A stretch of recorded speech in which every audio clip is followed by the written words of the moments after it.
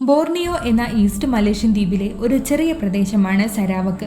ഇവിടെയാണ് 1960-ൽ കാറ്റ് drop operation എന്നറിയപ്പെടുന്ന അതിവിചിത്രമായ സംഭവം നടക്കുന്നത്. നിയന്ത്രിക്കാനാകാത്ത വിധം സരാവക്കിൽ എലികൾ പെരുകിയതോടെയാണ് ബ്രിട്ടീഷ് റോയൽ എയർഫോഴ്സ് ഇത്തരമൊരു ഓപ്പറേഷന് തയ്യാറാകുന്നത്. 1950കളിൽ ബോർണിയോ മുൻപെങ്കും ഉണ്ടായിട്ടില്ലാത്ത വിധം ദാരുണമായ ഒരു സാഹചര്യത്തെ അഭിമുഖീകരിക്കേണ്ടി വന്നു. കൊതുകുകൾ പെരുകി അന്ന് നിരവധി പേർക്കാണ് അവിടെ മലേറിയ റിപ്പോർട്ട് ചെയ്തത്. ബ്രിട്ടീഷിന്റെ നിയന്ത്രണത്തിലായിരുന്ന ദ്വീപിൽ ഇത്തരമൊരു പ്രതിസന്ധി വന്നതോടെ ലോകാരോഗ്യ സംഘടന ഇതിനെതിരായി ഒരു ക്യാമ്പയിൻ ആരംഭിച്ചു. ദ്വീപിലുടനീളം DDT തളിച്ച് കൊതുകുകളെ ഇല്ലാതാക്കുക എന്നതായിരുന്നു അത്. അങ്ങനെ ദ്വീപിൽ സകലയിടത്തും DDT തളിച്ച് കൊതുകുകളെ ഇല്ലാതെയാക്കി. ക്യാമ്പയിൻ വിജയകരമായി എന്ന് മാത്രമല്ല, മലേറിയ ഇല്ലാതെയാവുകയും ചെയ്തു. എന്നാൽ വരാനിരിക്കുന്ന വലിയൊരു വിപത്തിന്റെ തുടക്കം മാത്രമായിരുന്നു ഇത്. നേരത്തെ സൂചിപ്പിച്ച DDT കീടങ്ങളെയും കൊതുകുകളെയും ഇല്ലാതാക്കാൻ ഉപയോഗിക്കുന്ന ഒരു സിന്തറ്റിക് ഓർഗാനിക് കോമ്പൗണ്ടാണ്. രണ്ടാം ലോക മഹായുദ്ധകാലത്ത് കൊതുകുകൾ, മറ്റു പ്രാണികൾ എന്നിവ മൂലമുണ്ടാകുന്ന രോഗങ്ങളിൽ നിന്ന് പട്ടാളക്കാരെയും ജനങ്ങളെയും രക്ഷിക്കാനായി DDT വ്യാപകമായി തന്നെ ഉപയോഗിച്ചിരുന്നുവത്രേ. ഇവിടെയും രോഗം പരത്തുന്ന കൊതുകുകളെ ഇല്ലാതാക്കുക എന്ന ലക്ഷ്യത്തോടെയാണ് DDT തളിച്ചതെങ്കിലും കൊതുകുകൾ മാത്രമല്ല ഇതോടെ ഇല്ലാതെയായത്. മറ്റ് ജീവികളുടെ എണ്ണത്തിനെയും ഇത് വലിയ തോതിൽ തന്നെ ബാധിച്ചു. ഇതിന്റെ പരിണിതഫലം ആദ്യം രൂപപ്പെട്ടത് ഗ്രാമത്തിലെ ഓലമേഞ്ഞ വീടുകളുടെ മേൽക്കൂരകളിലാണ്. ദ്വീപിൽ മരം ഭക്ഷിക്കുന്ന ഒരു പ്രത്യേകതരം പുഴുക്കളുണ്ട്. അവയെ ഭക്ഷണമാക്കുന്ന പ്രാണികൾ DDT അടിച്ചതോടെ ഇല്ലാതെയാവുകയും ഇതോടെ മരം ഭക്ഷിക്കുന്ന പുഴുക്കൾ പെരുകുകയും ചെയ്തു.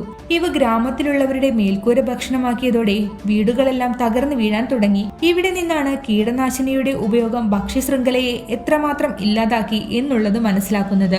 കീടനാശിനിയുടെ ഉപയോഗം എല്ലാത്തരം ജീവികളെയും മോശമായ രീതിയിൽ തന്നെ ബാധിച്ചിരുന്നു. പാറ്റകളെ ഭക്ഷണമാക്കിയ ഗെക്കോസ് എന്ന ഒരുതരം പല്ലിവർഗമായിരുന്നു ദ്വീപിലെ പൂച്ചകളുടെ പ്രധാന ഭക്ഷണം. ഈ പല്ലികളിൽ DDT അടിഞ്ഞ് ഇവയെ ഭക്ഷണമാക്കിയ പൂച്ചകളെല്ലാം വിഷമുള്ളിൽ ചെന്ന് അധികം താമസിയാതെ തന്നെ മരിക്കാൻ തുടങ്ങി.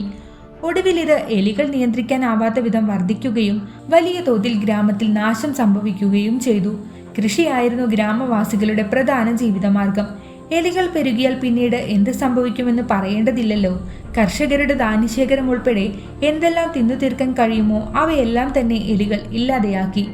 ഗ്രാമത്തിലെ പലർക്കും എലിപ്പനി, പ്ലാഗ് എന്നീ രോഗങ്ങൾ റിപ്പോർട്ട് ചെയ്യപ്പെടാൻ തുടങ്ങിയതോടെയാണ് ഈ പ്രശ്നം പരിഹരിക്കാനായി ലോകാരോഗ്യ സംഘടന വീണ്ടും മുന്നോട്ട് വരുന്നത്.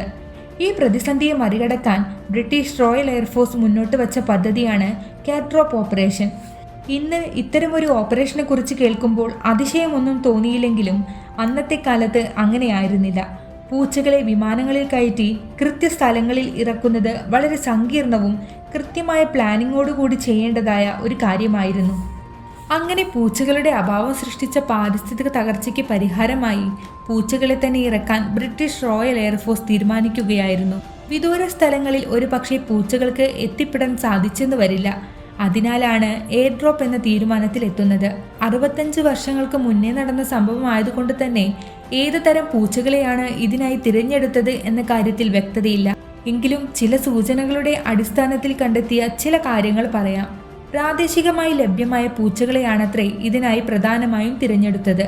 സിംഗപ്പൂരിലെയും അടുത്തുള്ള ബ്രിട്ടീഷ് കോളനികളിൽ നിന്നുമാണ് പ്രധാനമായും പൂച്ചകളെ കണ്ടെത്തിയത്. വളരെ ആരോഗ്യമുള്ളതും എന്നാൽ വേട്ടയാടാനും കാടിനുള്ളിൽ അതിജീവിക്കാൻ കഴിയുന്നതുമായ പൂച്ചകളായിരുന്നു ഇവ. ഏതിനം എന്നതിന് പ്രാധാന്യം നൽകാതെ വേട്ടയാടി എലികളെ ഇല്ലാതാക്കുക എന്നതായിരുന്നു പ്രധാനം. ഇത്തരത്തിൽ 14,000 പൂച്ചകളെയാണ് ഈ ഓപ്പറേഷനു വേണ്ടി ബ്രിട്ടീഷ് റോയൽ എയർഫോഴ്സ് കണ്ടെത്തി സജ്ജമാക്കിയത്. അങ്ങനെ പ്രത്യേകം തയ്യാറാക്കിയ പാരച്യൂട്ട് ഘടിപ്പിച്ച പെട്ടിക്കുള്ളിൽ പൂച്ചകളുമായി ബ്രിട്ടീഷ് എയർഫോഴ്സ് വിമാനം പറന്നുയർന്നു.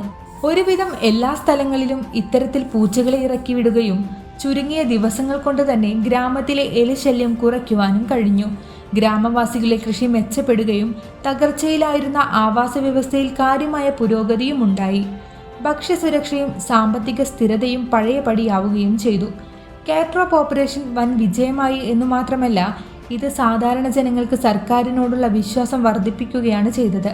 പരിസ്ഥിതിയും ജീവിവർഗങ്ങളും എത്രത്തോളം ബന്ധപ്പെട്ടിരിക്കുന്നു എന്നതിന് ഏറ്റവും നല്ല പാഠമായിരുന്നു കാറ്റ് ഡ്രോപ്പ് ഓപ്പറേഷൻ.